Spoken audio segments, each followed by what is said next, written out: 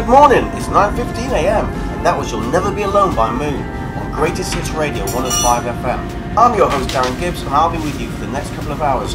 Can you believe that today is the 40th anniversary of the Falklands War? Text me on 6105 if you have any stories about the conflict. Is you there? Text me on 6105.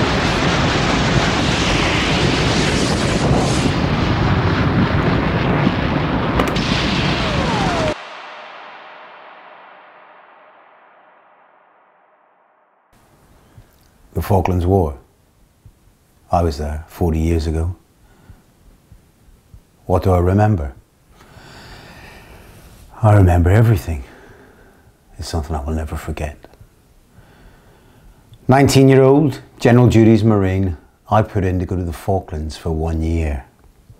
I didn't even know where it was at the time. But I just fancied something different than Seaton Barracks, which where I was at the time. Little Danny knows something different would be an understatement. After a month at Poe, 8901 or 8901 Naval Party was formed. And then we went to the Falkland Islands, 8,000 miles away, 2 days before the Argentine Special Forces invaded. When we arrived, I didn't really know what to expect. But when I seen the rolling grassy sort of hills and moorland with ferocious winds, deep bogs, and then the icy shores which buffeted with all these squawking seagulls, I started to think, what have I got myself in for?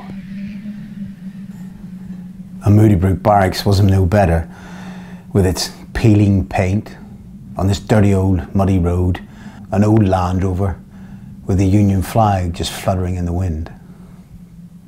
To our surprise, Governor Hunt, the governor of the island, a British politician, had got intelligence that an Argentinian force were poised to gather off Cape Pembroke. That evening, we all gathered in the Moody Brook bar. It was like really old and tired. Loads of old military photographs, medals. And then the room just sort of started to fill up with Royal Marines, chain smoking, waiting for the brief. Major Mike Norman, the OC, came in and stood front and centre. And after looking all of the lads in the eye, he took a deep breath. You're not fighting for this island. This time, gentlemen, you are fighting for yourselves. The hour is now upon us. That hour which every Marine worth his salt must one day confront. As we speak, Argentine forces are massing off the shore, ready to invade and take this island. Right, lads, today you're all going to die. So get out there and do your job. A hush goes over the crowd. And then the silence is broken by Major Norman telling me off for smoking while sitting on top of a box of ammunition. I promptly stand up and put the cigarette out before throwing up a salute.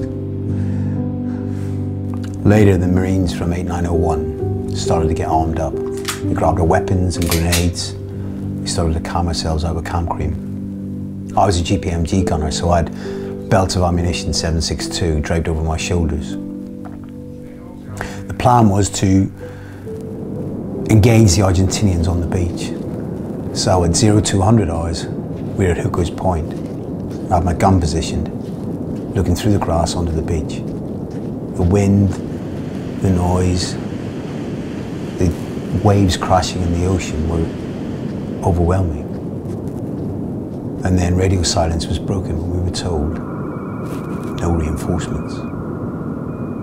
Meanwhile, the Argentinians landed by helicopter behind Moody Brook Barracks and started to shoot the empty barracks up, thinking they're going to catch us out in our beds. A 4-hour firefight ensued, with us fire manoeuvring back to Government House to help defend it. I fired over 2,000 rounds from the GPMG, firing anything that moved. Port Stanley looked like a scene from Apocalypse Now. Tracer rounds lighting up the sky and just streaming across the low wooden roofs. Not knowing who was in control of Government House, we, a section of 6 Marines, approached with trepidation. I, the GPMG, aiming from the hip, ready to return fire. We moved street to street, each of us giving covering fire. There were some serious close calls and near misses by the enemy. When we jumped over this fence, it just got peppered with rounds, just moments after where we'd been standing. Then, as we got closer to the government house, we got like a covered lane leading up to the back of the house. So we followed that up, and I could see there was bodies strewn in front. And I thought, we didn't know who was in charge of Government House, and I thought we were going to get killed. And then one of the lads shouted, "Royal Marines!" This was a tense moment, as it felt like an eternity as we waited to return fire to the back door. And Corporal Paris opened the door and told us to get in quickly, so we got straight in. I did GPMG, I went straight up the stairs to the front bedroom, broke a window with my GPMG, and then I could hear like loads of noises and stuff in the hallway, and surrender was mentioned. And then I could see, as it was getting daylight, and I could see a white flag coming across the hedgerows up towards Government House. And then from next door, just rounds going down, bang, bang, and somebody shouting, "I'm not surrendering to no one." And then the Argentinians took cover, and then they started getting income again. They opened up on us again.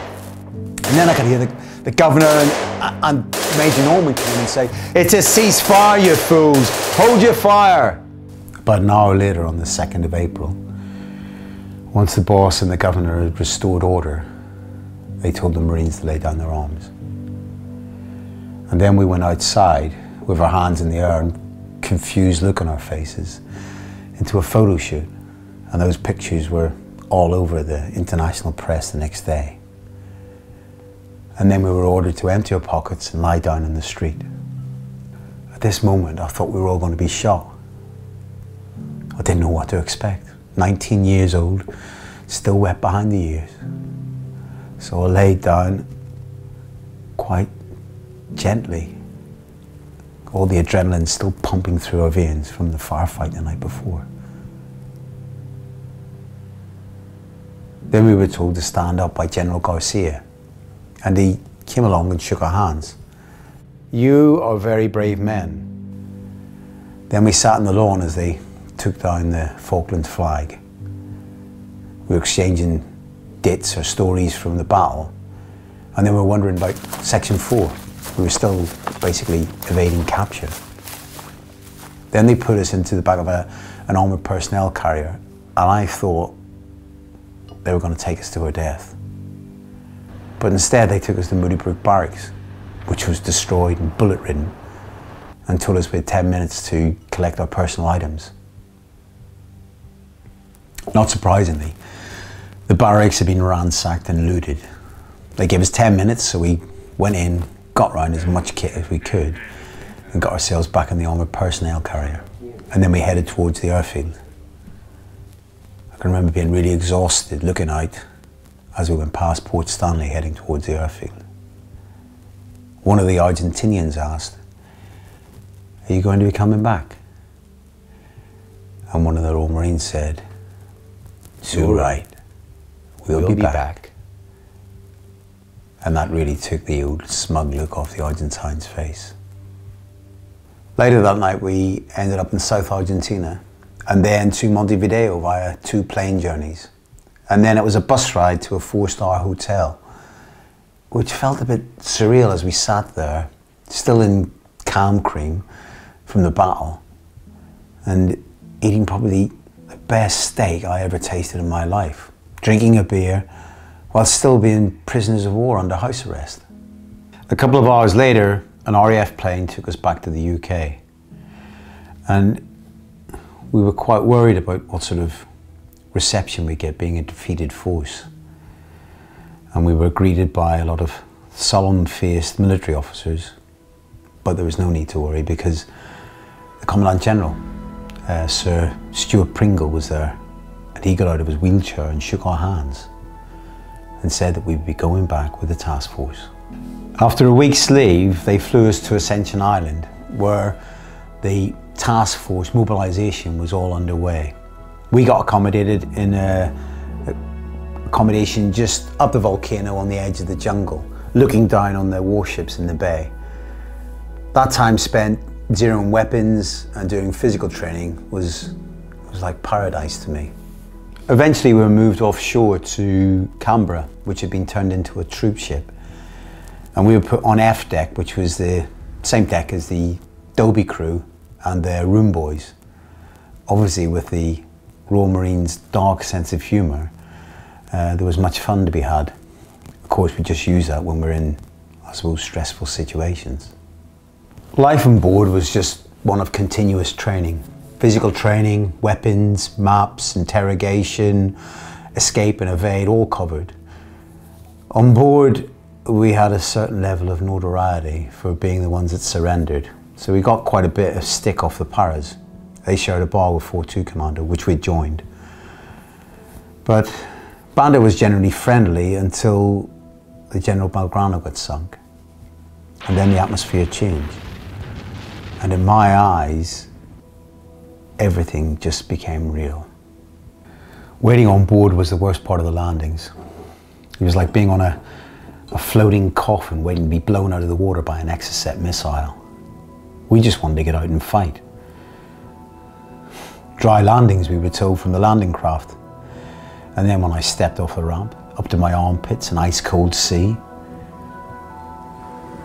Getting that wet on day one and staying that way whilst advancing to contact with no warm gear or sleeping bags, that set the tone for the next few weeks. The cold was sometimes unbearable for me, trying to cross the honking boggy ground with continuous icy cold winds. Most of the lads were mountain and arctic warfare trained, and they'd learned how to survive and operate in sub-zero temperatures, unlike me, who'd just come from the sunny climate of Plymouth. This is why I struggled not having the right boots or having the right kit. This is going to be tough, I thought to myself. As part of J Company 4-2 Commando, we were tasked to help carry and supply artillery rounds for the guns to support 2 Para in their attack on Goose Green, which was a full frontal assault against overwhelming forces defending the settlement. Awesome to watch, but terrifying at the same time. In the morning we moved down to the settlement after a night with me trying to get some warmth from the cold steel of my GPMG. The bodies lined the track, and we'd now been 2 weeks without our dry kit. With the socks still wet, they moved us forward to a position as a forward operating base, and we were then exposed to the elements without the right kit. The conditions were unbearable. But with hardship comes humour. If you didn't laugh, you'd cry. The true mettle of people shows in times like this. We waited for days as logistics delivered 5 brigade, helicopters, ammunition for the guns. We started patrolling forward, wrecking start lines for the attack on Mount Harriet. This was to be our part in regaining the islands. That night, I seen a red dot move across the dark skyline, and then a massive explosion as one of the ships was hit by an Exocet missile that was dropping off the troops. How many died in that ship? We didn't know. We had to stay focused. Yomping over this boggy terrain has its problems, but even more so if you're carrying a 24-pound GPMG machine gun. Our section commander Lou fell over for about the 10th time, and as I went to lift him up, a piece of shrapnel passed between our faces, nearly giving me sunburn. Everyone wants to fire the GPMG, but no one wants to carry it. I was determined to carry it to the top of Mount Harriet, even though Gaz and me offered to help. When we got to the top, we moved into defensive positions, whilst shells were raining in from Port Stanley. Most of them landing in boggy areas, but every once in a while they land on the rocks, sending shrapnel everywhere. The Argentinian position on Mount Harriet was luxury. 2-man tents, food, dry sleeping bags. It was heaven. So me and Gaz, we got in a tent and bagged up until some jock came along and tried to take his boots off, thinking he was a dead RJ. Fuck off! They're my boots, I'm not dead. shouted Gaz. That night we watched the attack by 4-5 Commando and 2 Sisters, which again was awesome to watch, but brutal for the blokes. Tumbledown was the same, but we had the perfect spectator's position from the top of Harriet. 1 or 2 days later, we moved off the mountain and advanced to contact again. This time the Argentinians had their hands in the air, surrendering to us. Rumours of an Argentinian surrender had reached us by word of mouth as we were walking an extended line all the way down into Stanley. When we got there, we moved into a building which was all bullet riddled, and we waited there from direction from above. I hoped it was over. Our section had to move and clear the Secretariat building. This is where the official ceasefire papers would be signed that night.